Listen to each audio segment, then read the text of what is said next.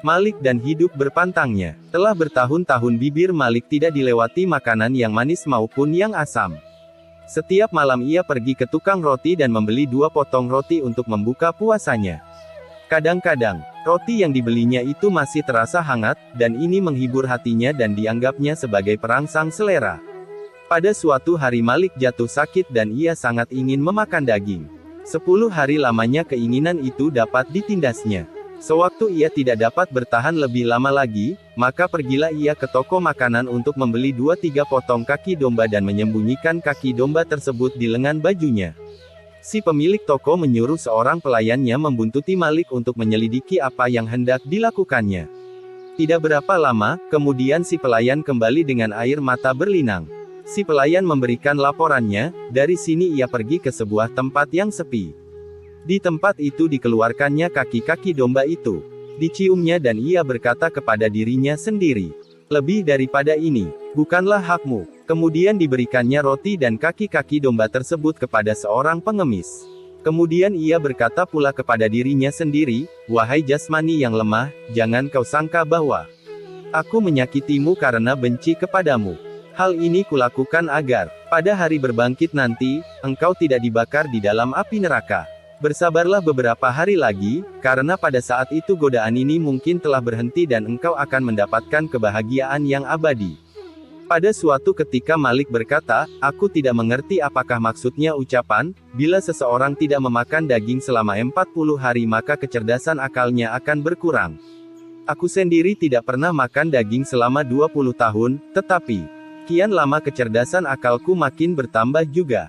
Selama 40 tahun Malik tinggal di kota Basrah dan selama itu pula ia tidak pernah memakan buah korma yang segar.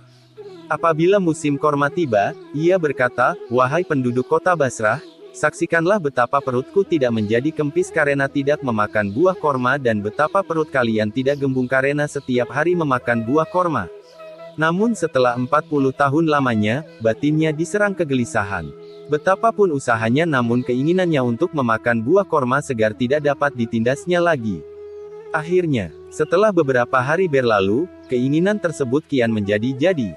Walaupun tak pernah dikabulkannya, dan Malik akhirnya tak berdaya untuk menolak desakan nafsu itu. "Aku tidak mau memakan buah korma," ia menyangkal keinginannya sendiri. "Lebih baik aku dibunuh atau mati." Malam itu terdengarlah suara yang berkata, "Engkau harus memakan beberapa buah korma.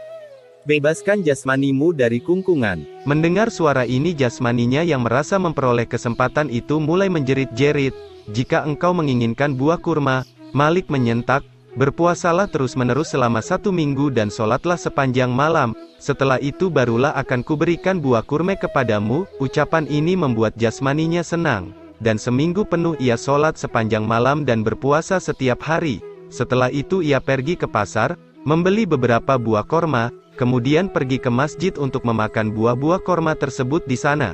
Tetapi dari loteng sebuah rumah, seorang bocah berseru, "Ayah, seorang Yahudi membeli korma dan hendak memakannya di dalam masjid." Apa pula yang hendak dilakukan Yahudi itu di dalam masjid? Si ayah menggerutu dan bergegas untuk melihat siapakah Yahudi yang dimaksudkan anaknya itu. Tetapi begitu melihat Malik, ia lantas berlutut. Apakah artinya kata-kata yang diucapkan anak itu? Malik mendesak, "Maafkanlah ia guru." Si ayah memohon, "Ia masih anak-anak dan tidak mengerti. Di sekitar ini banyak orang-orang Yahudi. Kami selalu berpuasa dan anak-anak kami menyaksikan betapa orang-orang Yahudi makan di siang hari, oleh karena itu mereka berpendapat bahwa setiap orang yang makan di siang hari adalah seorang Yahudi. Apa-apa yang telah diucapkannya, adalah karena kebodohannya. Maafkanlah dia." Mendengar penjelasan tersebut Malik sangat menyesal. Ia menyadari bahwa anak itu telah didorong Allah untuk mengucapkan kata-kata itu. "Ya Allah," seru Malik, "sebuah korma pun belum sempat kumakan dan engkau menyebutku Yahudi melalui lidah seorang anak yang tak berdosa. Seandainya korma-korma ini sempat termakan olehku niscaya engkau akan menyatakan diriku sebagai seorang kafir.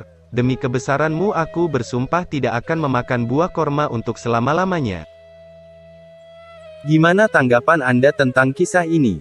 Oh ya, jangan lupa subscribe dan ketuk loncengnya agar bisa mengikuti kisah-kisah yang baru diupload. Mudah-mudahan bisa menghidupkan hati yang mati dan menumbuh suburkan semangat untuk ibadah. Amin ya Allah.